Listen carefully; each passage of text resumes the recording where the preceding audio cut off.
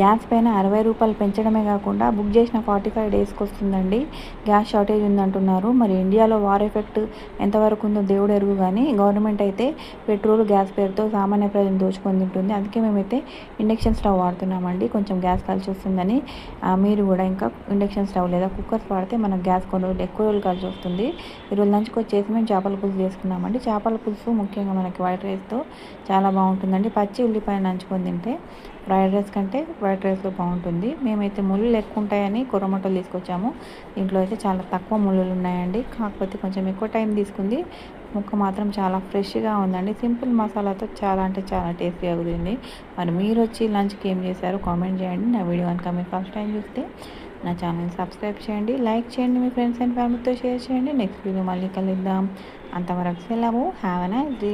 Bye.